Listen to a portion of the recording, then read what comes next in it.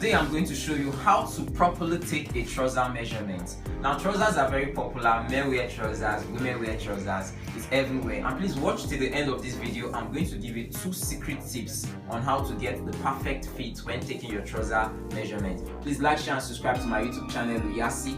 Hit the notification bell so that whenever I upload a new video you get the first time notice of it. If you have any question, don't hesitate, hit me up in the comment section. I respond very fast. Like I said, I'm going to give you 2 secrets when you're taking a trouser measurement for you to come out with the best result. Now let me go through the measurements that I'll be needing for this trouser measurement. So first we'll take the waist, then we'll take the knee, we'll take the lap, we'll take the trouser length, that's the length of the trouser, then we'll take the ankle, then we'll take the hip. Now some of these measurements will be taken as skin measurements, while some of these measurements will be taken as a normal measurement. Skin measurements are measurements you take with no ease added to it. I'll show you when I'm taking it. You add the ease after you've taken the measurement when you're cutting. And the 2 measurements that we'll take without adding any allowance are the hip measurement. We'll take the hip as a skin measurement. Now we'll take the knee as a skin measurement. I'll explain when we start the measurement. So the first measurement we're going to take is the waist. A properly made trouser has to be fitted around the waist. You can wear a properly made trouser without a belt and you can wear it and it will stay on the waist. Now some tailors measure their trousers and they make the trousers, then you can't wear it without the belt. That's not a properly made trouser. So when taking the waist measurements, you don't need to add any allowance. So now the first measurement we're going to take is the waist measurement. Like I explained, there's no allowance. You place the tape around the waist. You place the tape around the waist with no allowance whatsoever. If the person is wearing a belt, don't place it on top. Don't place the tape on top of the belt because it's going to add to the allowance. Now watch this very closely. When you place the tape around the waist, there is no need to put any finger inside like this. This is wrong. When you add the finger, it's adding to the waist measurement. So you place one part of the tape like this on the body of the person, then you overlap, you place, so where it meets, where this tape you place on the body of the person meets with this other tape, that's what you use. So as you can see, when I place it, as you can even draw it so that it will be firm a little. This 30.5. Our waist measurement is 30.5. I told you at the beginning of this video that I'm going to give you 2 secrets when taking a measurement. Now this is the first secret. Now when taking a trouser length measurement, there are 2 types of trouser lengths. Now when you're sewing for the elderly, people that are maybe above 30, they tell you that they want their trousers to come down. When you're sewing for a younger person, maybe a person that wants his trouser fitted, they'll tell you doesn't want the trouser to come down. So how do you determine the proper length for a trouser? They call it the trouser break or pants break. Now how do you determine the pants break? By the measurement. Now when you're taking a trouser length measurement, I'm going to take a trouser length measurement for somebody that doesn't want the trouser to come down with probably no pants break or no trouser break. Now a trouser break is that fold that you get when you wear a trouser, that fold that you get that folds at the trouser, at the leg of the trouser, to show you that there's excess length. Now some people will say they don't want a pant break, some people will tell you they want a pant break or a trouser break. So how do you determine it? Now I'm going to take this first trouser length measurement without a trouser break. That's it's not going to come down too much. Now you don't take a trouser length measurement from this side, you take it from the side, because most likely the front part is slanted. So if you place it here, you're not going to get it accurate. So you turn the person to turn sideways, take the trouser length from the side, take your tape down to this side. Now watch very closely. Now as you can see, this is his leg.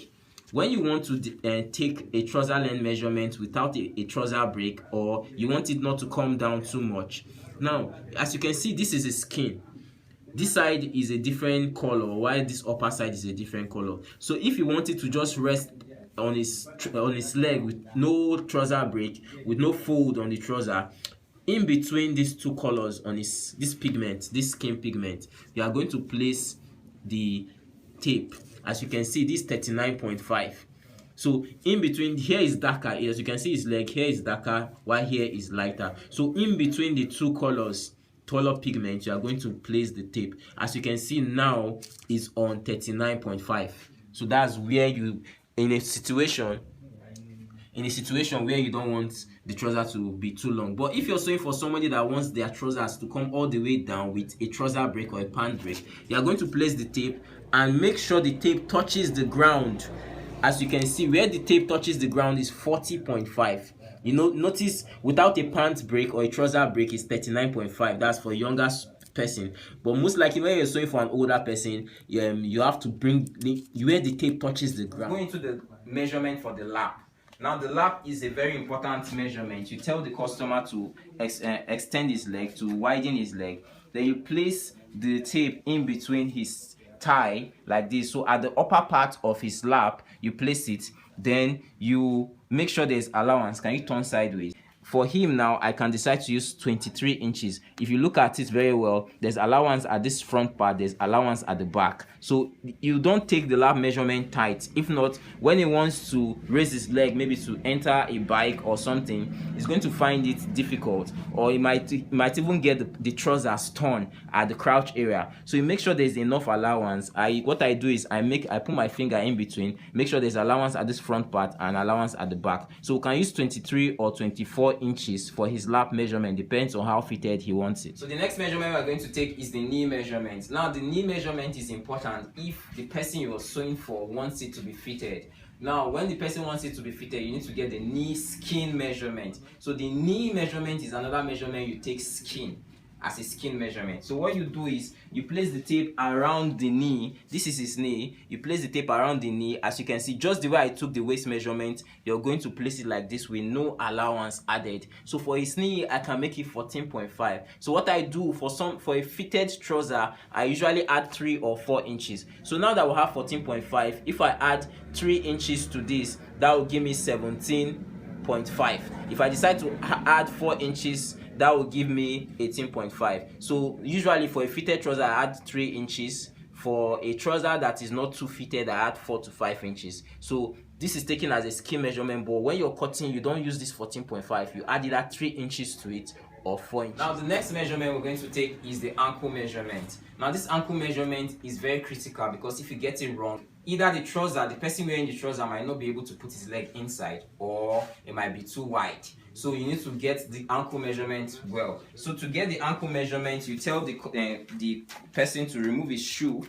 Can you remove your shoe? Then the person needs to raise his leg like this. Raise your leg like this. So you place the tape around this area. Place the tape around this area when he bends his leg. So you place the tape like this, making sure one part of the tapes rest on the ankle like this.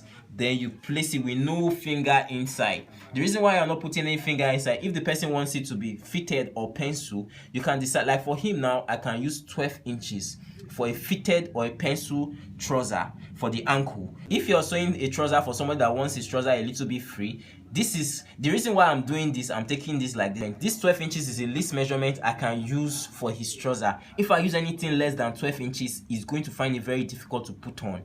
It's going to be like a skin tight. So he might even find it difficult to put on and difficult to remove. So 12 inches is the least ankle measurement I can use for him. That's for a fitted trouser. So I can decide to use, if he wants it a little bit free, I can decide to use 13. I can decide to use 14. I can decide to use 15. Depends on the preference of the person you're measuring. Now the final tip I'm going to give you now on a secret technique when taking a trouser measurement is the hip measurement. Now most tailors get this wrong, and if you get it wrong, either the hip will be too tight or it will be too wide. Now how do you take a hip measurement? I've watched a couple of tutorial videos and I see most people getting this wrong. Now to take a hip measurement, you don't take the hip measurement straight. Because if you look at the dynamics of a trouser doesn't sit straight on the body of the person. It's somehow slanted. So you take the hip measurement slanted, and you take the hip measurement as a skin measurement. The widest part of the bum is the area where you take the hip measurement. So when you tell the person, when you're taking the hip measurement, you place the tape around the bum area. When you place it, that's the widest part. This is around the widest part. It's mostly close to the end of the pocket. So you determine it by looking at the bum where the widest part, you place it, then you take the hip measurement. Now, this hip measurement, you can put a finger inside the tape as a little bit of ease. You take it as a skin measurement. Now, when you take this hip measurement, you don't place the tape straight. It has to be slanted. So now this is the hip area. I have to slant my tape like this. As you can see, I'm not placing it straight. It has to be slanted with a finger inside, because the dynamics of the trouser is not straight. So this is where I place it at the back. The bum area, as you can see, is slanted, so you have to take it slanted. When you take it slanted, you put a finger in, so we have 36. So what I do for a fitted trouser, I usually add ease to this 36 inches. So I don't, when I'm cutting, I don't use 36 inches as the hip. I add 4 inches of ease to give ease around the hip, so that I can easily put something in his pocket without the trouser pulling. So now the ease I add is 4 inches. So 4 plus 36, that will give us 40 inches. So I can safely use 40 inches as his hip measurement. Another tutorial I made on how to take a full body measurement. Please click on this site to watch that video. Please like, share, and subscribe to my YouTube channel, Luyasi. Hit the notification bell so that whenever I upload a new video, you get the first time notice of it. If you have any question, hit me up in the comment section. Thank you so much.